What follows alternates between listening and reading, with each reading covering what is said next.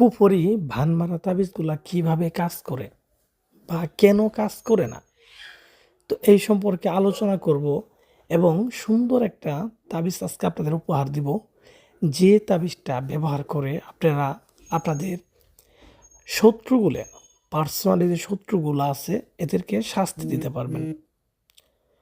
তো ভিউয়ার্স, যারা অ্যাকচুয়ালি বিভিন্ন শত্রুর মাধ্যমে প্রতারিত হয়েছেন, অত্যাচারিত হয়েছেন, কিন্তু শত্রুকে প্রকাশ্যে কিছু বলবেন এটা সাহস আপনাদের নাই, বা অনেক সময় দেখা যায় যে শত্রু আপনার থেকে অনেক শক্তিশালী বা অর্থশালী, তাকে যে কিছু আপনি করবেন এটা আসলে সম্ভব না। তো তখন কিন্তু আপনি অসহায় হয়ে যান। তো সেই ক্ষেত্রে আপনাকে বলবো, আপনি যদি কোনো তাবিজের মাধ্যমে তাকে শাস্তি দিতে চান, তাহলে কিন্তু এই তাবিজটা আপনার জন্য খুবই গুরুত্বপূর্ণ একটা তাবিজ। আপনি বলতে পারেন যে ভাই, আমি তো অনেক জায়গায় এগুলো করছি বা বিভিন্ন কবিরাজের কাছে গেছি, তো তাদের মাধ্যমে কাজ করতে পারি নাই। তারা বলছে শত্রুর শরীর বন্ধ বা বিভিন্ন সমস্যার কথা বলছে। তো আমি আপনাদের বলবো, আসলেও এগুলো তাবিজ কবজের ক্ষেত্রে শরীর বন্ধ ঠিক আছে, এরকম থাকে। হ্যাঁ, থাকা মানেই যে কাজ হবে না তার উপরে বিষয়টা এরকম না। এই যে যেমন এই তাবিজটা একটা কুপুরি তাবিজ, এটা যদি আপনি কোনো শত্রুর জন্য করেন, তার যদি শরীর বন্ধ থাকে তাহলেও কিন্তু সমস্যা নেই, আপনার কাজ কিন্তু এটা হবে, কারণ এটা শক্তিশালী একটা কুপুরি তাবিজ। তো এরকম অনেক কুপুরি তাবিজ আছে যেইগুলো আপনি করলে কাজ হবে, 100% কাজ হবে। এটা আপনি যার জন্যই করেন না কেন, বা শরীর বন্ধই থাকুক বা যাই থাকুক না কেন, ঠিক আছে, কাজ হবে। তো কিন্তু সঠিকভাবে করতে হবে, বা কিভাবে করলে কাজ হবে এটা বুঝতে হবে। এটা যদি না বুঝেন তাহলে আপনার হবে না।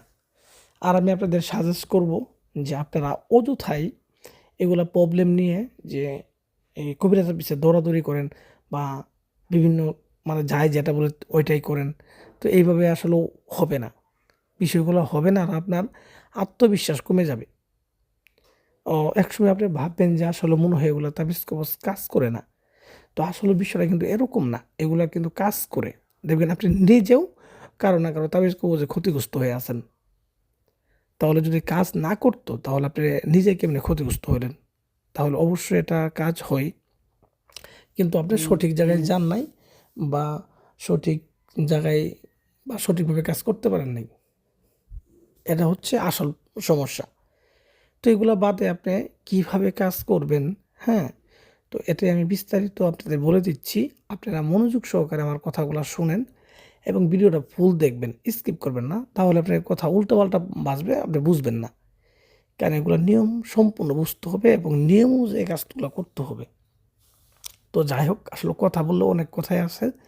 আমি যে তাবিজের যে সঠিক নিয়মটা বা এটা কিভাবে করবেন আপনাদের আমি বলে দিচ্ছি।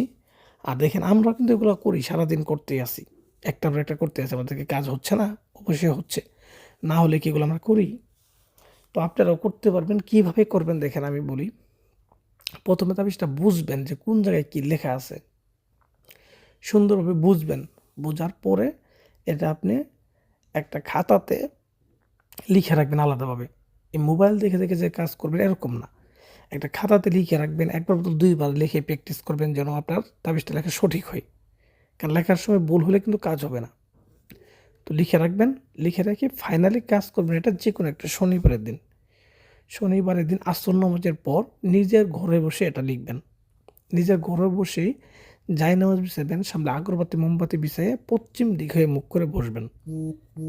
বসার পরে, হ্যাঁ, এটা আপনি লিখবেন একটা সাদা কাগজের মধ্যে। সাদা কাগজের মধ্যে শ্মশান থেকে কয়লা আনবেন, কয়লা দিয়ে তাবিজটা লিখবেন। তো লিখবেন।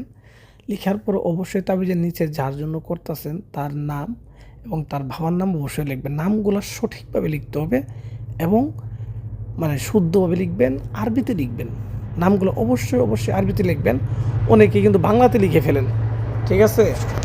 আসলে কিন্তু আসলে কিন্তু আপনার কাজ কিন্তু হবে 100%, কিন্তু আমরা আসলে সঠিকভাবে করতে পারি না। অনেকে নাম লিখি বাংলাতে, হ্যাঁ, তাবিজের মতো কখনো বাংলা কোনো কিছু ঢুকানো যাবে না। আপনি বলতে পারেন যে ভাই আপনি যে লিখছেন, আর ভাই আমি আপনাদের বোঝানোর ক্ষেত্রে লিখছি, আপনাদের বোঝানোর জন্য, কিন্তু আমি যেটাতে কাজ করতেছি ওটা আরবিতেই লেখা।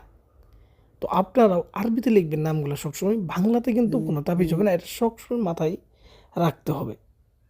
তো এরপরও যদি কোনো জায়গায় বুঝতে অসুবিধা হয় আপনি আমাকে মেসেজ করেন বা কমেন্ট করেন, আমি আপনাকে সুন্দরভাবে বুঝিয়ে দেবো, কোনো সমস্যা নাই। বোঝানোর জন্য এক্সট্রা কোনো ফি দেওয়া লাগবে না বা কোনো কিছু করা লাগবে না। আপনাকে আমি বুঝাইতে বাধ্য, 100 বার আমি বুঝাবো, কোনো সমস্যা নাই। এটা সেবামূলক একটা কাজ।